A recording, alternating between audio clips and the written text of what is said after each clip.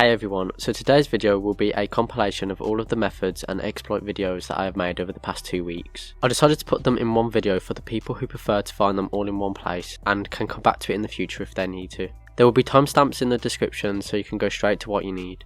With that said, I hope you are having a great week. Don't forget to subscribe for everything Borderlands related, and I'll hopefully see you in the next video. In this video I'll be showing the top 3 fastest XP farms for Borderlands 3 in 2023, so let's get started. Before I get into the methods, I'm first going to explain 3 ways on how to increase the amount of XP you can get. First off, you can come to this Borderlands science game machine located in Tannis' room on Sanctuary. You can play a minigame which earns you tokens, and then you can use them tokens to purchase a 25% XP boost for 2 hours. The second thing you can do is get a Mox's Endowment artifact, which has a 15% chance to drop from the Tink train, who is located in the guts of the Carnivora map. And of course, the last thing you can do is play Mayhem 11. With that said, let's get into the methods. The first method is Katagawa Jr., who's located in the Atlas HQ on Promethea. This boss is underrated for the XP as he is extremely easy to beat even on Mayhem 11. So I did a run of each XP method without an XP boost, and then I did it again with an XP boost active. I then counted the XP afterwards when I looked back in the footage. I then timed the runs to find the average amount of time it takes to complete one run. In this case, Katagawa Jr. gives 53,033 XP without an XP boost, and 61,861 XP with one.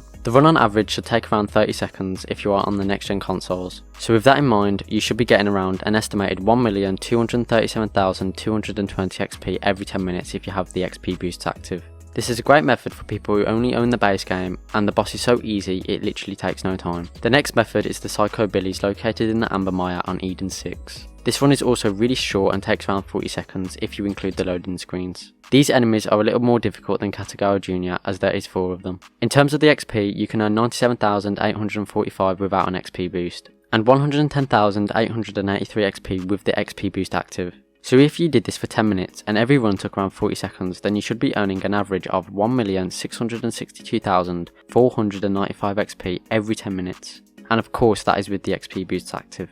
Before I get into number 1, please consider subscribing to the channel if you're interested in everything Borderlands related. The best XP farm is the Scrap Trap Nest located in the compactor on the Handsome Jackpot. Most people probably would have guessed that this would be number 1, but the amount of XP you earn is actually insane, and it was very hard to add up all of the XP when I was going back through the footage. Without an XP boost you can earn around 251,841 XP, and with an XP boost you can earn around 296,134 XP. This run takes around 1 minute 30 seconds, so if you did this for 10 minutes you can earn on average 1,776,804 XP with the boosts active. The great thing about this is you don't need to save, quit and reload, which makes this a really good farm for the people on old gen consoles. Instead, what you can do is go to the edge of the arena, stand where I stand for around 5 seconds, and then just go back in, and then the enemies will respawn. In this video I will show you how to do a duplication glitch that works on all platforms including the next generation consoles. And before you swap off the video, I just want to say that this is not the bank method that requires someone to lag the server. This method will work with any item including money and does require one other person. So my girlfriend was the one who helped me do this, so she made a fresh character, and as you can see she has nothing in her inventory except her starter pistol and shield. The item that I am going to duplicate is this blue weapon as it stands out more in my inventory. The first thing that you want to do is give the item to the other player, so just drop it on the floor for them and let them pick it up. Then go into a trade with them and then wait for the other player to put the item in the trade menu.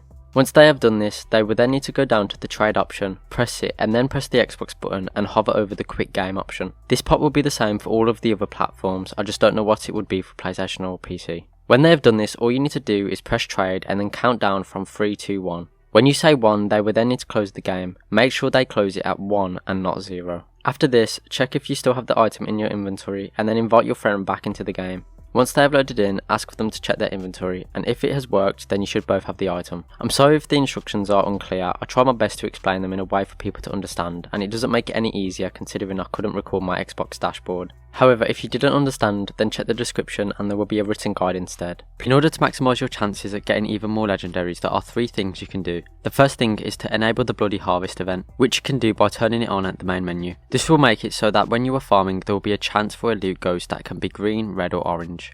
Orange loot ghosts have a 100% chance to drop a legendary, and the green and red ones have a chance to drop one as well. Keep in mind however that if you have this event enabled, then some of the legendaries will drop with a Terror Anoint. so if they are not what you are looking for, then it is probably best to keep this off. The second thing you can do is play on Mayhem 10 with the Loot Explosion modifier. This makes it so when you finish an enemy with a critical hit, they will drop even more loot and has an increased chance to drop legendaries. If you are not comfortable playing on Mayhem 10, then Mayhem 11 is okay as well, at the cost of a few additional legendaries. The final thing you can do is equip the Schluter artifact from the Welcome to Pandora vault card, which requires the Director's Cut DLC. This artifact is extremely good as it makes it so when you kill an enemy, you will have a 1000% increased chance to drop raw drops for 12 seconds. Anyway, with that said, let's get into the methods. The first one is the Scrap Trap Nest, which is a part of the Handsome Jackpot DLC. What you want to do is come here on the map, then simply drop down into the arena.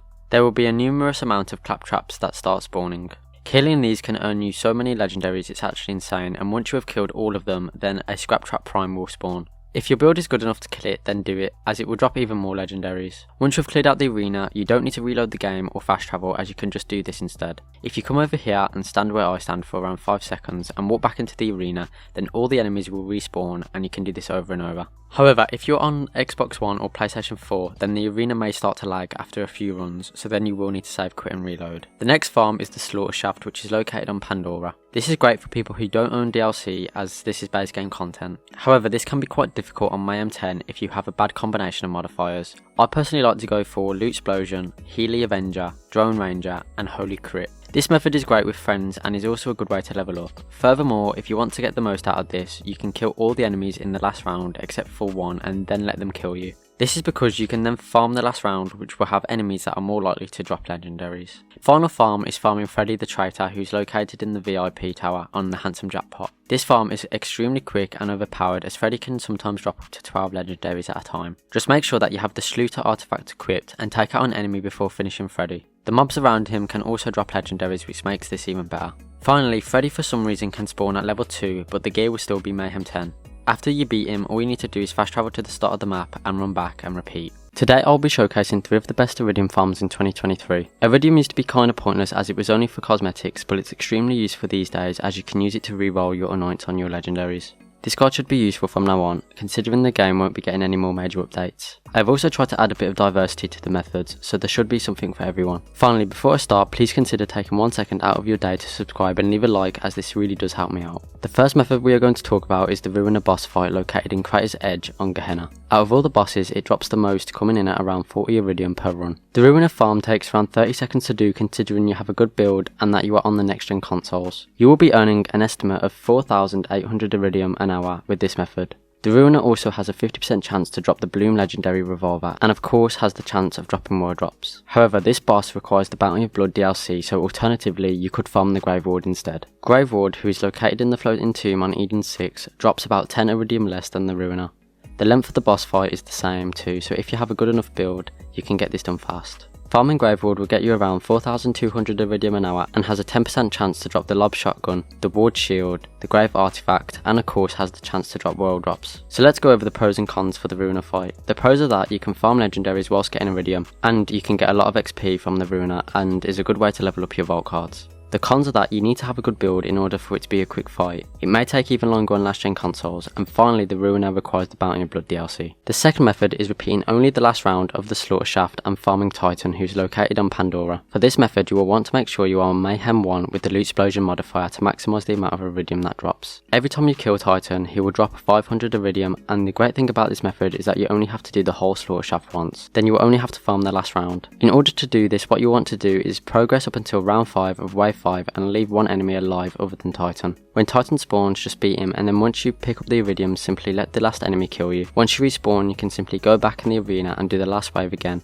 You can keep on doing this as much as you want. The amount of Eridium you can expect from an hour of doing this is an estimate of 6,000 Eridium per hour. The pros of doing this method are everyone is able to do it and it doesn't require DLC. You'll earn a lot of XP for your vault card and can be done with friends to make it faster. Cons are that it can become repetitive and the legendaries that drop are basically useless. Before I get to number 1, I have an honourable mention, and that is the Black Barrel Sellers. This method is pretty simple and effective if you know where all of the Eridium spots are. If you're interested in doing this method, there will be a link in the description to a video I made over a year ago. The fastest Eridium farming method is the Voracious Canopy farm. What you want to do is come to this location in the Voracious Canopy on Eden 6. Make sure you get to this save point, and then what you want to do is drop down into this cave.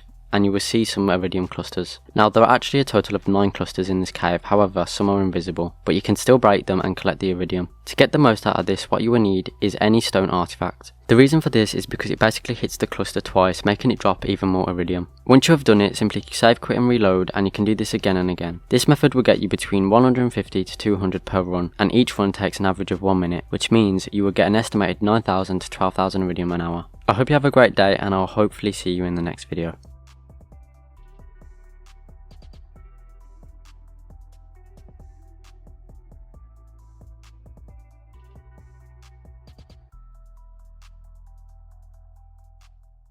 In this video, I will be showing you how to get guaranteed legendaries, which you can do as soon as you get to Sanctuary. Also, you can do this over and over again throughout your playthrough to get legendaries that scale to your level. So without any further ado, let's get started. The only requirement is that you will need to own the Bounty of Blood DLC. Then what you want to do is start the DLC and progress your way up until you get to the main town called Vestige. Getting to this point is really short and should only take around 10 minutes. Once you are in the town, make your way over to the bank located here on the map. Go inside and you'll see a vault door. Open it, and when you enter you will see a locked gate that you can't open. However, if you jump and go into photo mode, then you can actually go up through the floor and go right up to the chests. You don't have to actually jump, but it will give you more space in photo mode to move. Once you are near the chest, press B or circle to exit photo mode. As soon as you do this, press either X or square to open the chest. This can be quite hard to do with one hand, and I think it is much easier to do with one hand on each button.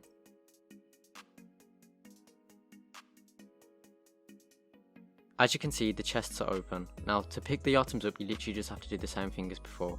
There are a few things to keep in mind. The middle chest will always contain a Dakota shotgun, and the other chests have an extremely high chance to drop legendaries at all levels, but you can sometimes get a purple. Furthermore, you can do this as many times as you want by save quitting and reloading. Also, you can come back at a higher level if you want to get more legendaries at your current level. However, once you complete the DLC, you will be forced to open these chests as a reward, and then the chests will disappear afterwards. Finally, this photo mode wall breach glitch can actually be used in different areas of the game in order to access places earlier than you are supposed to. In this video, I will be showing 2 different money making methods. The first one for early game and the second for mid to late game. So the first method can be done at any level, including level 1. However, the downside is that you will need a second character, preferably at level 72, as this will maximise the amount of money you get. You then need to make sure you have a weapon sent to you in the mail from a corporation. Once you have one, all you want to do is simply go onto any character of your choosing.